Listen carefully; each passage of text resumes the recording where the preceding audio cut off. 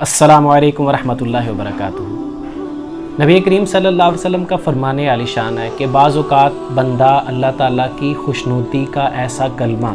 और शुक्र से भरा हुआ ऐसा कलमा अदा करता है कि उसे अंदाज़ा नहीं होता, लेकिन वो कलमा उसके लिए जन्नत के दराजात की बुलंदी का सबब बन जाता है। और इसी तरह से बसा औक़ात अल्लाह ताला की नाराज़ी को दावत देने वाला ज़ुबान से इंसान ऐसा कलमा कह बैठता है जो इंसान को जहन्नम की वादियों की तरफ ले जाता है, जहन्नम के अजाबों की तरफ ले जाता है। तो इससे ये पता चलता है कि इंसान अगर अपने लफ्ज़ों को तोलेगा नहीं, अगर वो ऐसे लाइल्मी में ऐसे बग़ैर परवाह किए बोलता जाएगा और ऐसे कलिमात भी अदा करता जाएगा जो बड़े बड़े कलिमात हैं, जो नाशुक्री के कलिमात हैं,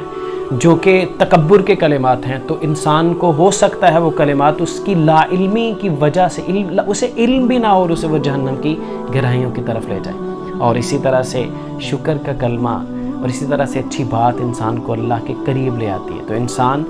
अपनी बात करते वक्त देखे कि वो क्या कर रहा है, वो सिर्फ ये ना मत समझे कि मुझे इसका सिला यहाँ ही मिलेगा या यहाँ मैंने अपनी धाक बिठाने की गरज से ऐसे बात करनी है। उसे ये भी पता होना चाहिए कि मेरी हर बात महफूज है और मेरी हर बात मेरी किताब में महफूज है जो क़यामत के दिन मेरे सामने रखी जाएगी और कहा जाएगा कि ये है वो ज़िंदगी के काम जो तुम करते रहे हो और ये वो सारी बातें हैं और सारे कौल हैं कि जो तुम्हारी ज़ुबान से अदा हुए थे। अल्लाह खैर कहने की तौफीक अता फरमाए।